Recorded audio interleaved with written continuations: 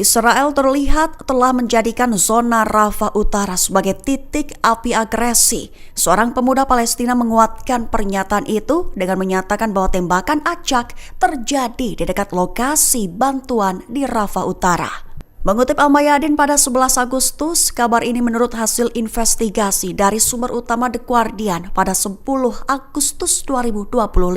Lebih tepatnya, investigasi The Guardian mengungkap penembakan sistematis di dekat distribusi makanan Yayasan Kemanusiaan Gaza atau GHF yang didukung Amerika Serikat Israel, menewaskan sedikitnya 1.373 warga Palestina sejak 27 Mei dan melukai lebih dari 2.000 orang dalam 48 hari. Bukti video, balistik, dan kesaksian medis menunjukkan sebagian besar korban tertembak saat mencari bantuan makanan, di mana yang paling terdampak yaitu di lokasi jalan panjang dekat fasilitas GHF di Rafah Utara. Lantas, seorang pemuda Palestina menyatakan bahwa tembakan yang ditujukan kepada para pencari bantuan dilakukan secara acak, sembari mengingat bagaimana seorang pria di sampingnya terbunuh dan dibawa pergi dengan tas yang dibawanya untuk mengumpulkan tepung.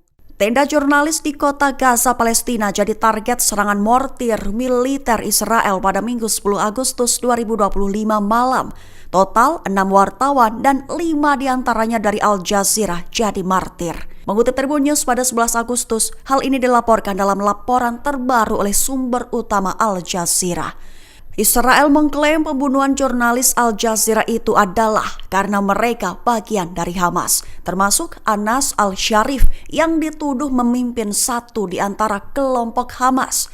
Serangan di dekat pintu masuk rumah sakit Al-Shifa menewaskan Al-Sharif, jurnalis Mohamed Kreikeh, dan sedikitnya 5 jurnalis lainnya.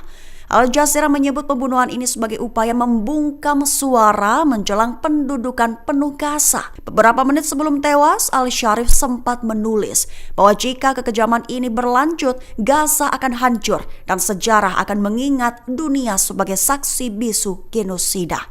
Lantas, jurnalis Al Jazeera lainnya bernama Hani Mahmud melalui sambungan telepon menjelaskan detail serangan Israel yang menewaskan 5 rekannya. Ia mengaku mendengar ledakan besar dan tak lama kemudian diketahui bahwa ledakan itu berasal dari serangan rudal Israel yang menghantam kamp jurnalis di gerbang utama rumah sakit Al-Shifa. Seruan lawan agresi Israel menggema untuk global sejak Minggu 10 Agustus 2025, di mana diawali oleh Presiden Iran Masoud Pezeshkian yang meminta negara di seluruh dunia bekerja sama hentikan kejahatan Israel di tanah Palestina. Mengutip Tasnim pada 11 Agustus, seruan itu muncul seusai Pezeshkian menerima surat kepercayaan 9 duta besar asing yang baru tiba di Teheran pada Minggu. Lebih tepatnya, Pezeshkian mengecam kekejaman Israel di Gaza, lantas menyerukan negara-negara di seluruh dunia khususnya dunia Islam bersatu mengakhiri blokade dan memastikan bantuan kemanusiaan masuk ke jalur Gaza. Ia menyebut pembantaian warga serta perampasan kebutuhan pokok atas nama pertahanan diri sebagai bencana tidak manusiawi. Bencana yang lebih besar disebutnya akan terjadi, di mana kejahatan Israel terjadi di depan mata mereka yang mengaku sebagai pembela asasi manusia, demokrasi, dan kebebasan manusia. Juga melontarkan kritikan, mengkritik diamnya negara yang mengaku pembela HAM. Lantas di akhir, Pezeshkian menegaskan komitmen Iran membangun kerjasama global demi perdamaian dan kesejahteraan.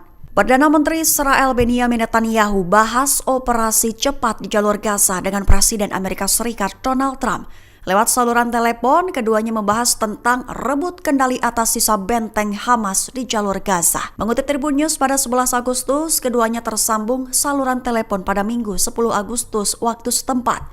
Dalam pembicaraan tersebut, Netanyahu dan Trump membahas rencana Israel untuk menguasai sisa benteng Hamas di jalur Gaza guna mengakhiri perang, serta untuk membebaskan para sandera dan mengalahkan perlawanan Palestina Hamas. Diketahui ini adalah kontak pertama antara kedua pihak sejak pemerintah Israel menyetujui rencana yang diajukan Netanyahu pada Jumat 8 Agustus lalu.